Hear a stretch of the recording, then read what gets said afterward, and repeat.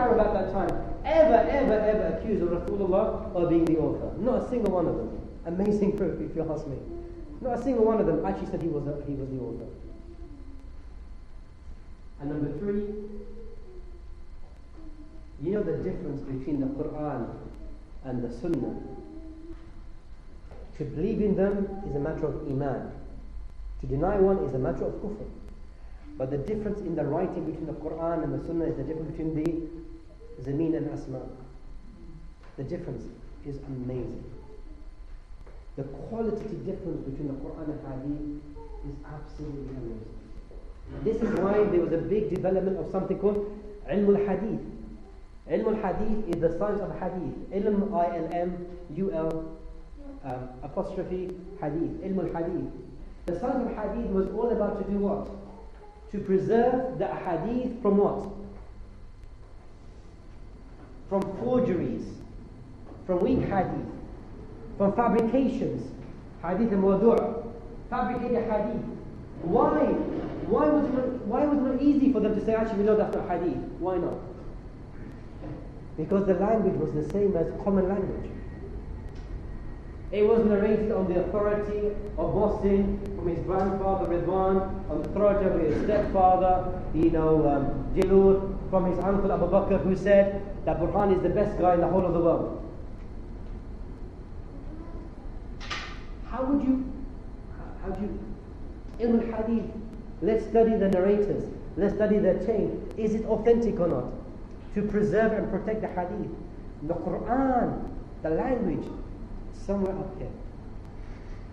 Absolutely clear what the Qur'an was. Clear what was being said.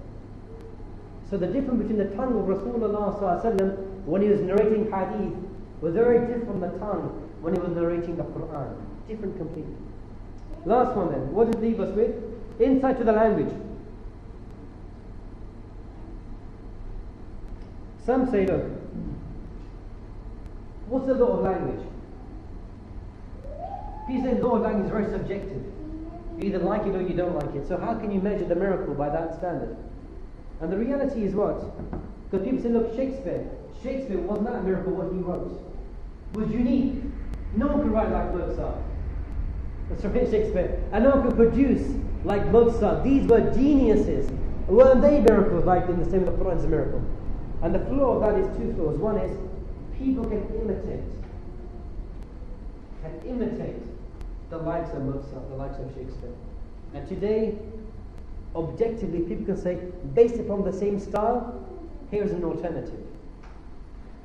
You can do that with Shakespeare, you can do that with Mozart, with Beethoven, and all these other things. You can imitate, and you can also use in the same process, you can also do something different. Give you a simple example. The very first time us men, mashallah, the first time we cooked, we know how bad it was. Our wives running in, oh my God, you're burning the kitchen down, what is this? That's not keema, that's not keema. Yeah? Very first time we cooked, because we didn't actually know what to do. But once we learned the principles, and we repeated it over time, what happened? We became the slaves of the kitchen. Our wives sitting there, Kitte hai, jaldi kar.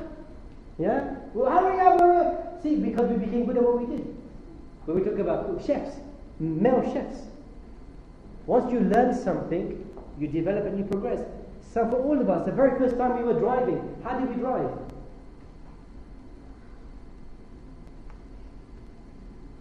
First time, because it's new. 1 year later, isn't it? Because you get used to, you improve. And that happens once you learn the process, once you learn the principles, you're able to imitate, and you're able to develop, and you're able to progress. That's what happens. Now when you look at the issue of the Qur'an as a language, we mentioned about the risk of proving the Qur'an wrong. You destroy Islam completely. And language, in the case of the Qur'an, has 2 parts. We mentioned here prose and poetry. Prose has 2 parts to it. Speech which has no rhythmical pattern, and this is divided into what's called sajj, rhyme prose, and mursal, normal speech. It's all there written, you don't need to probably write them out. And then there is poetry, which is speech with rhyme And this is divided into 16 patterns called bihar. This is standard. This is the standard of the Arabic language, and you measure it like that. The Qur'an is neither one of these. It's neither prose, it's neither poetry. It's neither one of these. And this is very, very critical. That you can have that in your mind. That this is how the Arabic grammar, how the Arabic language is constructed. And yet this book comes along and does it in a manner which cannot be done, cannot be mimicked, cannot be imitated, and cannot be even progressed. Unlike everything else that we've discussed. No one is able to write like the Qur'an. It's a living miracle in your hands. And look at the non-Muslims, what they said about it. I've given you just 2 examples. What some non-Muslims mentioned about the Qur'an and what they said. But we come on to me for me, what is the... And then you can read that inshallah at your own leisure. What are the counter-arguments? And for me, there's only 2 major counter-arguments. Number 1, that in the Qur'an there are words which are foreign. Words which actually are not Arabic in origin. So I've given you an example here. The word mount, the word heavy, the word inscription, and there's quite a few others which I didn't actually list for you. There's about 10 or 15 of them, where the actual origin of the word actually isn't Arabic. And remember what the Qur'an says? This book is Arabic, this Qur'an is Arabic, pure and clear. So the counter-argument, actually that can't be the case, because look, you got the word mount, which is from the Syriac language, the word heavy, which is from the Persian language, and the word inscription, which is from the Greek language. How could that be the case? And the counter-argument to that is what? It's been naturalized. Is the word, for example, how do you say the word car in Urdu? Car. Kaf alif ra. That's what we do, isn't it? Yeah, we don't change, we just naturalize it, we just incorporate it into the language, mashallah. Urdu had this kind of amazing ability. You can incorporate everything. It's like we say, as my son asked me, he'd go, Dad, how do you say people in Arabic? I said, you say people. People. Because they don't say P, there's no P. We have P in Urdu, don't we? Pakistan, they say Pakistan. Yeah. And you know, something very funny story. In America, there was a Muslim they were discussing, and the brother, he hadn't parked properly.